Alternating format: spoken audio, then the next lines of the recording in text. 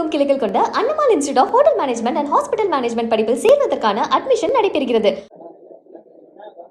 முதல்ல எல்லாருக்கும் நன்றி தெரிவிச்சுக்கிறேன். ரொம்ப ரொம்ப தேங்க்ஸ் வீடு தேடி வந்ததுக்கு. நான் ஒரு வீடியோ போட்டிருந்தேன்.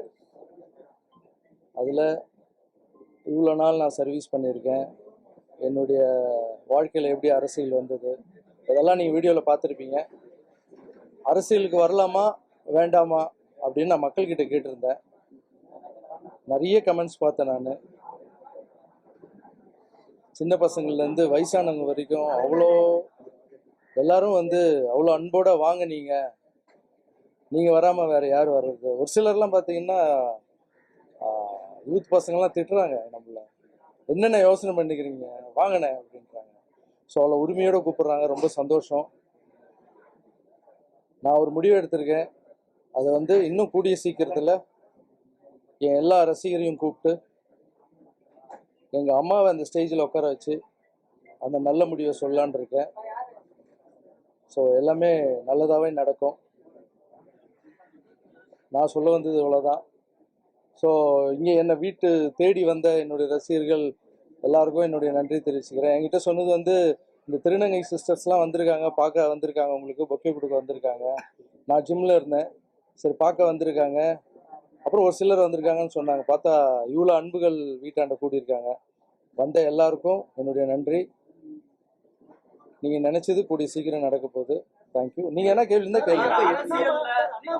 அரசியலுக்கு வரப்போறீங்களா இல்லையா, இதை முதல்ல தெளிவுபடுத்தணுன்றது மக்கள் எதிர்பார்க்குறாங்க. சார், நான் கமெண்ட்ஸ்லாம் படித்தேன். நான் ஒரு நல்ல முடிவு எடுத்திருக்கேன். அதை என் ஃபேன்ஸ் எல்லாரையும் கூப்பிட்டு எங்கள் அம்மாவை அந்த ஸ்டேஜில் உட்கார வச்சு அந்த முடிவை சொல்கிறேன். இன்னொரு விஷயம் என்னென்னா, நிறைய பேர் கேட்குறாங்க, வர்றதுனா வர வேண்டியதானே, ஏன் நீங்கள் மக்கள்கிட்ட கேட்டுட்டு இருக்கீங்கன்னு. மக்கள் தீர்ப்பே மகேசன் தீர்ப்புன்னு எதுக்கு சொல்லியிருக்காங்க. அப்புறம் ஒரு சிலர் கேட்க மாட்டாங்க மக்கள்கிட்ட. நான் கேட்பேன். அது என்னுடைய ஐடியா. நான் என்ன நினைக்கிறோன்னு அப்படி தான் வாழ முடியும். மற்றவங்க என்ன சொல்கிறாங்களோ அதுக்கேற்ற மாதிரி வாழ முடியாது. புரியுதுங்களா? மக்கள்கிட்ட ஏன் கேட்கணும்? இவ்வளோ நாள் வீட்டில் அம்மா கிட்டே கேட்டோம், என் தம்பிக்கிட்ட கேட்டோம், எல்லா உறவுகிட்டையும் கேட்குறோம். ஸோ தாய்க்கு நிகராக நினைக்கிற என்னுடைய மக்கள்கிட்ட கேட்குறதுல என்ன தப்பு? இவ்வளோ நாள் என் கூட ட்ராவல் பண்ணி வந்திருக்காங்க என் ரசிகர்கள். அப்புறம் திருநங்கை தங்கைகள் கூட நேற்று பேசினேன், என்னுடைய மாற்றுத்திறனாளிகளாலும் கூட பேசினேன். எல்லாருக்கும் பேசி ஒரு வார்த்தை கேட்கறதுல அவங்களுக்கு மரியாதை கொடுக்குறதுல என்ன கெட்டு போகுது? ஸோ நீங்கள் ஏன் கேட்குறீங்கன்ற கேள்வி கேட்குறீங்கல்ல, அது உங்கள் விருப்பம், நீங்கள் கேளுங்க. நான் இனிமேல் எதனா செய்யறது இருந்தால் மக்கள்கிட்ட கேட்டு தான் செய்வேன். அதுக்குன்னு சின்ன சின்ன விஷயம்லாம் இல்லை. ஏதோ ஒரு பெரிய முடிவு எடுக்கணும்னா மக்கள்கிட்ட கேட்பேன். இது ஏன் ஸ்டைல். ஆல்ரெடி நீங்கள் அரசியலில் இருக்கிறதா தான் நாங்கள் புரிஞ்சுக்கிறோம். இந்த ஒரு மாதம் தாவேக அரசு எப்படி பார்க்குறீங்க, எப்படி மதிப்பிடுறீங்க, அவங்களோட செயல்பாடுகள் எப்படி இருக்கு? புரியல சார். தமிழக வெற்றி கழக அரசு, விஜய் தலைமையிலான அரசு ஒரு மாதம் கடந்து இருக்கு, முடிச்சிருக்காங்க. அவங்களுடைய செயல்பாடுகள் எப்படி இருக்குன்னு பார்க்குறீங்க, எப்படி மதிப்பிடுறீங்க? இந்த ஒரு மாதமாக நான் பார்த்துட்டு தான் சார் இருக்கேன். இந்த அரசு என்ன பண்ணுறாங்க, அவங்களுடைய செயல்பாடுகள் எப்படி இருக்குன்னு தான் உங்களுடைய கேள்வி. என்னை பொறுத்த வரைக்கும் ரொம்ப நல்லா இருக்குது, சூப்பராகவே இருக்குன்னு சொல்லலாம். அதுக்கு முக்கியமான காரணம் என்னென்னா, ஒரு விஷயம் என்னை ரொம்ப இம்ப்ரெஸ் பண்ணிச்சு. கோவில் முன்னாடி இருக்கிற மதுக்கடையை மூடுறதுன்னுறது, ஸ்கூல் பசங்க ஸ்கூலுக்கு முன்னாடி மதுக்கடையை மூடுறதுன்றது எனக்கு ரொம்ப பிடிச்சிருந்தது. அப்புறம் இந்த கல்வித்துறை அமைச்சர் அவருடைய நடவடிக்கை, அப்புறம் அறநிலைத்துறை அமைச்சர் அவருடைய நடவடிக்கை, இதெல்லாம் வீடியோவில் பார்க்குறோம். உங்களை மாதிரி தான் நானும் பார்த்துட்ருக்கேன். ஸோ அவங்களுக்கு கொஞ்சம் டைம் கூட தேவைப்படுது சார். இப்போ நம்ம ஒரு புது ஏரியாவில் போய் நம்ம ஒரு வாடகை வீட்டுக்கு போகிறோம்னு வச்சுங்களேன். அந்த வாடகை வீட்டுக்கு போனவொடனே வீடு பார்க்கும்போது நல்லா இருக்கும் சார். ஓனர் கீ கொடுப்பார். வீட்டுக்குள்ளே போனால் தான் எங்கே பைப்பு சரியில்லை, எங்கே ஃபேன் சுற்றலை, எந்த இடத்துல பெயிண்ட் அடித்து கொட்டுதை, உள்ளே போன பிறகு தான் சார் தெரியும் நம்மளுக்கு. ஸோ அந்த மாதிரி ஒரு வீட்டுக்கு போகிறதுக்கே அப்படி இருக்குது. ரோட்டில் இருக்கிற தெருநாய் கூட நம்மளை பார்த்தா கத்தும், யார் இது புது ஆள் வந்திருக்காங்க அப்படின்னு. அந்த தெருநாய் இருக்குல்ல, அதுக்கு பிடிச்ச பிஸ்கெட் போடணும். ஒரு சில தெருநாய்ங்கெல்லாம் பார்த்தீங்கன்னா பிஸ்கெட் சாப்பிடாது, பிரியாணி தான் சாப்பிடும், நான்வெஜ் தான் சாப்பிடும். அதுக்கு பிடிச்ச மாதிரி செஞ்சு அதை போட்டு அது நம்மளை கத்தாமல் பார்த்துணும். ஒரு நாய்க்கோ ஒரு வீட்டுக்கே இவ்வளோ ஆகுதுன்னா, ஒரு நாட்டை கொடுத்துருக்கீங்க, கொஞ்சமாவது டைம் கொடுங்க, பாசிட்டிவாக திங்க் பண்ணுங்கள். புதுசாக அரசு வேணும், மாற்றம் வேணும்னு கேட்குறீங்க. மாற்றம் வந்துடுச்சு, மாற்றத்துக்கு கொஞ்சமான டைம் கொடுக்கணும்வா? ஒரு வாடகை வீட்டுக்கே நம்மளுக்கு இவ்வளோ கஷ்டப்பட வேண்டியது இருக்குது. ஒரு அரசாங்கத்தை புதுசாக கொடுத்துருக்காங்க, ஸோ என்னை பொறுத்த வரைக்கும் அவங்களுக்கு கொஞ்சம் டைம் கொடுத்தா நல்லதுன்னு நினைக்கிறேன் சார். எதிர்கட்சிகள் அதுக்குள்ள கடுமையான விமர்சனங்களை முன்வைக்கிறாங்க. சார் கடுமையான விமர்சனங்கள் அவங்க முன்வைக்கிறதுக்கு ரீசன் வந்து என்னன்னா, என்னை பொறுத்த வரைக்கும் சார், நான் எது இருந்தாலும் மனசில் படுறது ஓப்பனாக பேசுவேன். அதுக்கு பொறாமை தான் சார் காரணம்.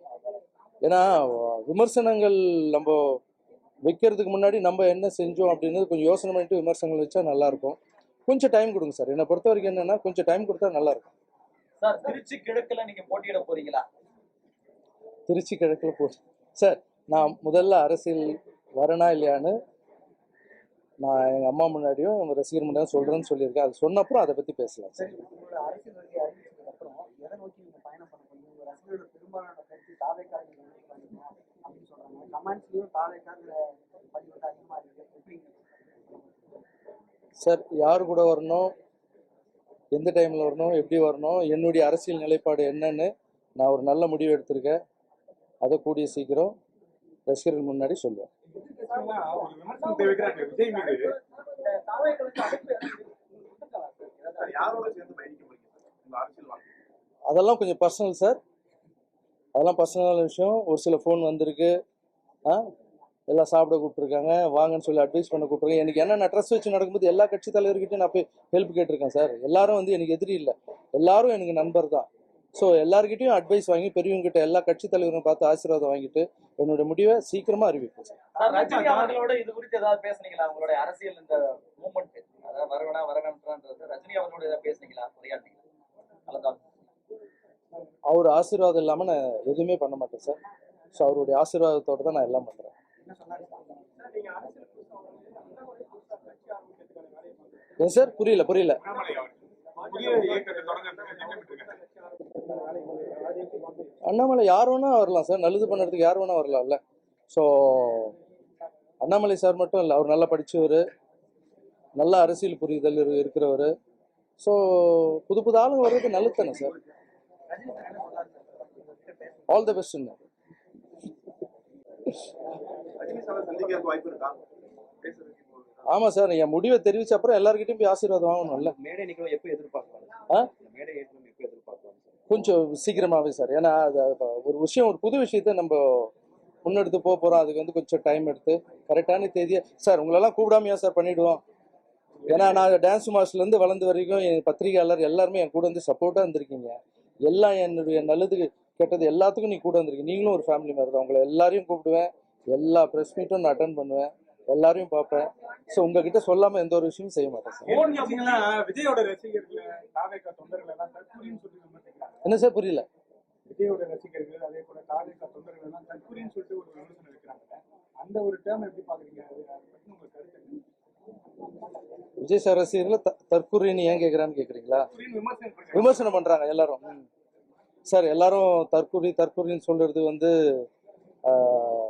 ஒருத்தர் வளர்ந்து வந்தாங்கன்னு வச்சுங்களேன், அதுக்கு ஏதாவது ஒரு தாக்கணும், அவங்க வர வைக்கக்கூடாதுன்றதுக்காக கூட அப்படி சொல்லலாம்.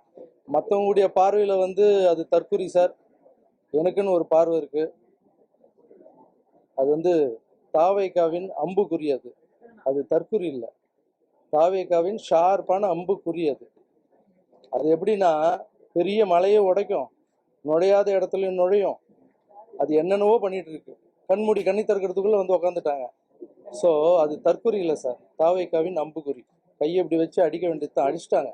ஸோ அவங்க மேலே பொறாமப்படுறதா இல்லை அவங்க மேலே பொறாமப்பட்டுக்கிட்டே வந்து தினமும் விமர்சிச்சுக்கிட்டே இருக்கிறதுங்கிறத விட்டுருங்க சார்.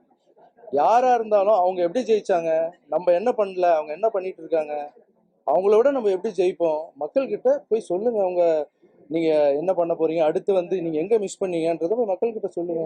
அவங்க பார்த்து உங்களுக்கு பண்ண போகிறாங்க.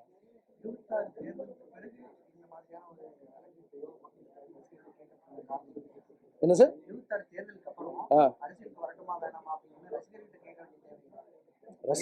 அதான் முன்னாடி பதில் சொல்லிட்டு சும்மா ரிப்பீட். வேற கேள்வி தம்பி.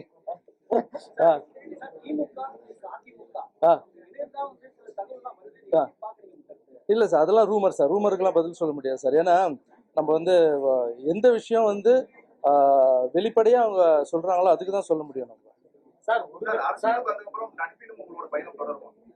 அரசியலுக்கு வரனா இல்லையன்றது சொல்லிடுறோம். அதுக்கப்புறம் நடிப்பினத்தை பற்றி பேசலாம். விஜய் அவர்கள் வந்து பிரஸ் மீட்டே பண்ண மாட்டாரு, தமிழ்நாடு நலன் சார்ந்த பிரச்சனைகள் தொடர்பா இது வரைக்கும் பேசவே மாட்டாரு அப்படின்னு சொல்லிட்டு விமர்சனம் இருக்கு. அதுக்கு ஏதோ ஒரு காரணம் அதுக்கு அவருக்கு ஏதாவது சொல்ல விரும்புறீங்க? அது ஏதாவது ஒரு காரணம் இருக்கும். சும்மா வந்து உட்காந்து பேசிட்டு இருக்கிறவங்க வேணுமா இல்லை செயல்படுறவங்க வேணுமா, நீங்கள் தான் டிசைட் பண்ணணும்.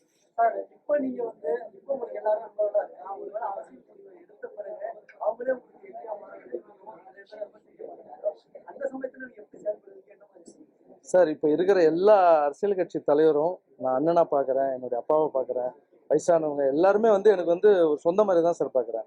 ஒருவேளை நான் என்னுடைய அரசியலுக்கு நான் வந்து என்னுடைய நிலைப்பாட்டை எடுத்து வைக்கும்போது அவங்க என்ன இப்போ மட்டும் என்ன அடிக்கலைன்னு நினைக்கிறீங்க? நான் வரலாமா வேணாமான்னு கேட்டதுக்கு லைட்டாக அடிக்க ஆரம்பிச்சிட்டாங்க, ஸ்மெல் எல்லாம் வருது.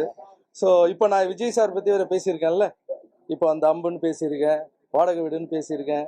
இதுக்கெல்லாம் இன்னும் அடிப்பாங்க, அடிக்கட்டும், ஒன்றும் பிரச்சனை இல்லை. ஏன்னா இல்லை நான் சொல்கிறேன், சொல்லி முடிச்சிடுறேன். அடிக்கட்டும், எல்லாமே வந்து விளையாட்டு தானே, நம்மளும் நல்லா கேம் ஆடுவோம்ல, களத்துக்கு இறங்கணும்னு நம்மளும் கேம் ஆட ஆரம்பிப்போம். சார் மக்கள் ஆதரவு எப்படி இருக்கும்னு நினைக்கிறீங்க? நீங்க அரசியலுக்கு வந்தா மக்கள் ஆதரவு எப்படி இருக்கும்னு நினைக்கிறீங்க? மக்கள் ஆதரவு நான் சொல்ல மாட்டேன் சார், நீங்களே பார்க்குறீங்களே, கமெண்ட்ஸ் போய் பாருங்கள். நான் போட்ட வீடியோவுக்கு எப்படி கமெண்ட்ஸ் பண்ணுறாங்கன்னு பாருங்கள். கண்டிப்பாக மக்களுக்கு யார் நல்லவங்க கெட்டவங்கன்னு தெரியும் சார். சார் நடிக்கவே முடியாது சார், இப்போ இருக்கிற சோஷியல் மீடியா வளர்ந்துருச்சு சார். நீ நடித்தா அதுக்கு உண்டான பலன் கிடைக்கும் சார், நீ உண்மையாக இருந்தால் அதுக்கு உண்டான பலன் கிடைக்கும் சார். நான் நடிக்க மாட்டேன் சார், உண்மையாக இருப்பேன் சார். சில வருஷத்துக்கு முன்னாடி வந்து உங்களுக்கும் சீமானவர்களுக்கும் ஒரு கருத்து மோதல் இருந்துச்சு, அது தீர்ந்துருச்சா? இல்ல அவரையும் நீங்க என்னடா தான் பாக்குறீங்களா? அவரை போய் சந்திப்பீங்க? அதை சொல்ல வீடியோலேயே சொல்லிட்டேன்ல சார். சீமான் சார் வந்து ஃபர்ஸ்ட் பிரச்சனையாக இருந்தது, அதுக்கப்புறம் ஜிகர்தண்டா பார்த்தேன். அவர் தான் அன்பு எது கொடுத்தாலும் அதீதமாக இருக்கும். அண்ணன் ஃபோன் பண்ணி பேசினார், எல்லாம் டீட்டெயிலாக சொல்லியிருக்கேன் சார். இங்கே அரசியலுக்கு நான் வர்றது வந்து சண்டை போடுறதுக்கு வரல சார், வெறுப்பு அரசியல் பண்ணுறதுக்காக வரல. மக்களுக்கு என்னால் முடிஞ்சது பண்ணிட்டு இருக்கேன். இதுக்கப்புறம் வந்தால் அதில் எப்படிலாம் பண்ண முடியுன்ற ஒரே ஒரு ஆசை தான் சார். இதுக்கப்புறம் இங்கே வந்து பணம் சம்பாதிக்கணும்னோ இல்லை இது வந்து பதவியில் உட்காந்துக்கணும் அதுக்கெல்லாம் வரல சார். எனக்கு தெரிஞ்ச ஒரு 100 மாற்றுத்திறனாளிக்கு பண்ணுறேன்னா அங்கே வந்தேன்னா 1,00,000 மாற்றுத்திறனாளிக்கு பண்ணுவேன் சார். எனக்கு தெரிஞ்ச கஷ்டப்படுறவங்க, சாப்பிட்றவங்க, வறுமை நிலையில் இருக்கிறவங்களுக்கு இப்போ முடிஞ்சு 1,00,000 பேருக்கு பண்ணுறேன்னா அங்கே வந்து கோடி மெம்பருக்கு என்னால் பண்ண முடியும் சார். சார் ஆனால் லைஃப் இல்லை சார், வாழும்போது மனுஷன் எப்படி வாழ்ந்தா எப்படி செத்தான்றது தான் சார் இருக்குது. நான் சாகும்போது ஊரே அழும் சார். Thank you so much. தமிழகம் எங்கும் கிளைகள் கொண்ட Annamal institute of hotel management and hospital management படிப்பில் சேர்வதற்கான அட்மிஷன் நடைபெறுகிறது. பிளே ஸ்டோர் மற்றும் ஆப் ஸ்டோரில் இருந்து பாலிமர் செயலியை QR கோடு மூலம் பதிவிறக்கம் செய்யுங்கள். செய்திகளை உடனுக்குடன் பெறுங்கள்.